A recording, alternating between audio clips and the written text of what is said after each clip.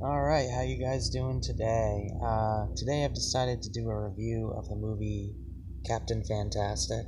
I don't know if you can see that too well. So it's a movie that came out in 2016 with Viggo Mortensen of Lord of the Rings fame. And it got 82% on Rotten Tomatoes, 7.9 on IMDb. To me, those reviews seem a little inflated. This movie was really fucked up, like severely fucked up. Very interesting. I mean, I'm not sure if I can give it a good review or a bad review. I mean, it's kind of like thumbs in the middle, thumbs in the middle. Uh, but this movie reminded me of Fight Club in a way, and Up in the Air, where you have a male lead that's really gone against society and has gone his own way. He's doing his own thing. In this movie, Ben, who has 6 children, is raising his kids in the woods, essentially. And they're going through rigorous, physical training, martial arts training, reading. Um, and these kids are extremely smart and extremely intelligent and in every way, shape, and form, but they cannot function in society at all, and like literally half the movie is just them not functioning in society and just not intentionally fucking with people, but having problems with normal everyday people. um yeah, I think there was at one point 2 teenage boys flipped them off as they drove away because they were so annoyed with them. uh but anyways, I mean, the biggest issue I had with the film was, so Ben, I mean, spoiler alert, I really can't not spoil the movie. At one point, Ben gave a sharp knife to one of his 4-year-old kids. And I was like, what the fuck? Like, I think that maybe I'm a lawful person, and maybe that's why I wouldn't give this movie a good review, because I don't agree with the lawlessness that was going on in this movie. I mean, maybe it's not a bad idea to live in the woods outside of society and not be influenced by, all the noise and all the shit that happens in our society and in our culture. But, like, look, this is my backyard right here. If I walk 5 or 10 feet that way towards the woods, there's probably going to be a tick on me. If I decide to live in the woods, I'm going to fucking die, okay, from something, some kind of disease. So I don't think this movie was grounded in reality at all. Those kids would have gotten some kind of disease from living in the woods. I mean, at the end of the movie, they ended up moving back to a farm that they had in the past, and that seemed like a good resolution. They're going to school, they're taking the bus to school, they're living on a farm. They seem normal-ish. I mean, they're still growing their own food and living outside of society in some ways. But, they have shelter.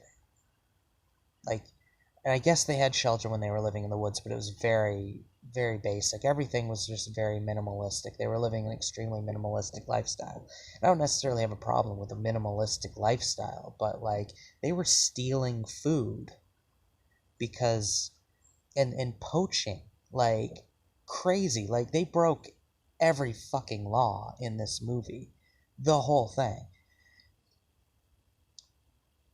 Every law was broken. I mean, they were like killing sheep on other people's property, or one girl tried to, and she ended up pulling her bow and arrow back and moving away.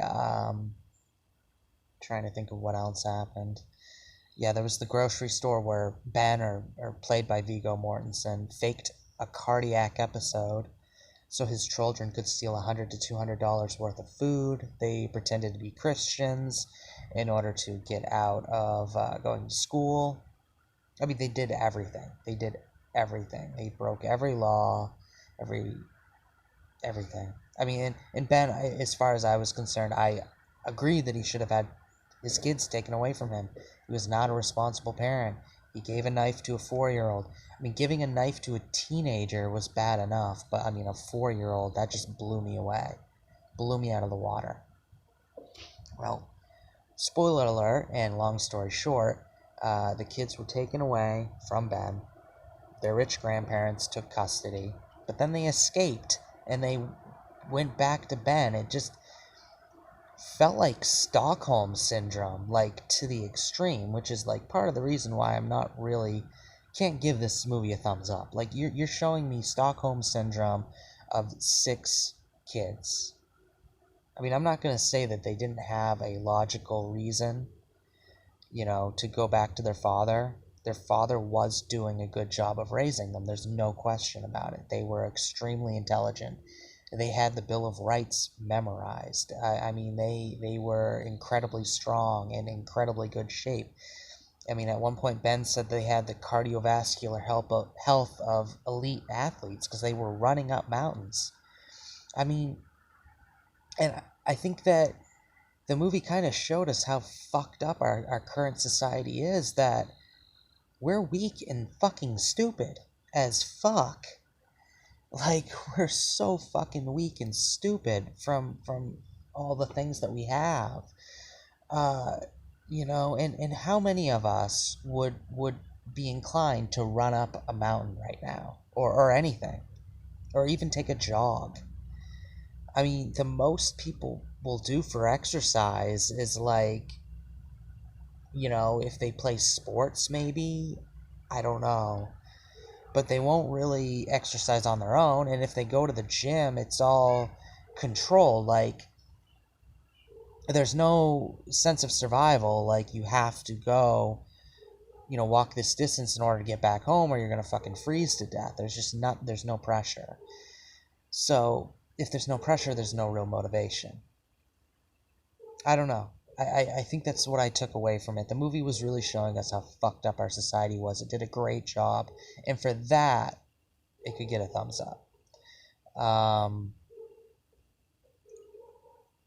They interacted with 2 boys in the middle of the movie that I guess were cousins. And these boys were, addicted to their smartphones, addicted to video games. It was actually kind of funny to see the 6 kids, how they reacted to violent video games. They were totally overstimulated by it, by Mortal Kombat. And I think that we forget how violent our video games are, and that if your day-to-day survival is, dependent on violence, because they were hunting, like they were hunting, they were hunting without guns, they were killing deer with fucking knives. When your day-to-day survival is dependent on violence and committing acts of violence, violence actually ends up disturbing you so much more. If you just go to the grocery store to get your food, it's all been pre-killed for you, and all you have to do is cook it. Like, just buy it and cook it. That's it. That's all you have to do. If your life is like that, I guess violent video games don't really have as much of an effect on you, because you don't know the reality that you got to kill or be killed, kill or starve. That was a weird thing about this movie, is that I never saw them fishing or gathering berries. They were always killing animals and eating animals. They were not vegetarians by any stretch of the fucking imagination. Not even close.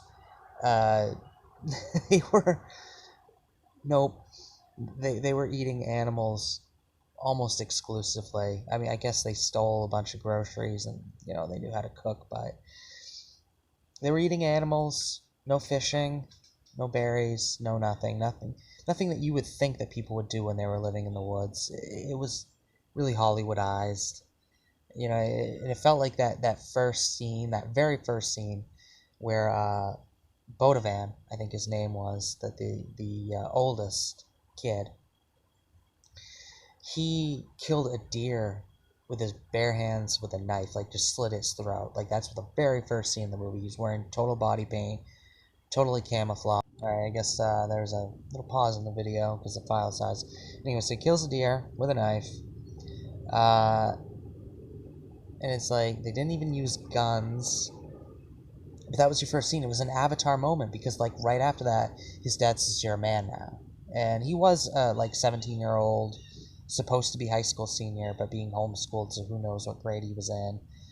Uh, there was a whole storyline with Bodovan too about him going to college, and I kind of felt like he should have gone to college, and he made a good argument for going to college. You know, he said, "Hey, yes, I'm very smart. I know how to read books. I know how to take care of myself, but I'm a fucking freak. I'm a freak. I don't know how to interact with girls." And at the end of the movie, he ended up going to Namibia, and it just felt like, what? What? Like, he just picked it on a map randomly. Like, yes, like, he was very, in terms of survival, in terms of being in good shape, the guy was a gladiator. But still, why are you going to Namibia as a 17-year-old kid? Like, just because you know how to kill a deer with your bare hands doesn't mean you're gonna be prepared for what's gonna happen there. You should be going to Yale. Sorry. Yeah. Oh man, I feel like I'm just being totally lame saying, let's be lawful and then not let our kids live like savages in the woods. This family, they were basically Indians. Like, they were white Indians, white Native Americans, I should say, to be politically correct. Uh, they were white Native Americans, it's like they converted to being Native Americans. And um, as much as, like, the BS was going on in the film with them interacting with the society and having problems, and society having problems with them, and us seeing like how obese normal people are, and how messed up and weak-minded and just lazy normal people are. I mean, as much as that was all going on, like, once they got to the end of the movie and they did the funeral for their mom that committed suicide, it was very relieving to see them finally have closure. uh I'm not really sure what to say about that, because it's weird. Like, the whole movie, they're talking about their lifestyle, they're talking about society, they're talking about, you know, living apart from society versus being in it, and they're down talking consumerism and all this stuff. And what really mattered was that they be able to not bury their mom, they burnt their mom, but cremate their mom, and have closure with their mom's life. And I'm personally on the side of I don't think the main character contributed to his wife's suicide in any way. They weren't even together the last 3 months that she was alive. I guess she was in a mental hospital, and she ended up killing herself. And she had a long history with depression, which was kind of weird because he mentioned that it happened after Bodovan, the oldest, that she had postpartum depression. But then she ended up having 5 more kids, despite the fact that she had postpartum depression.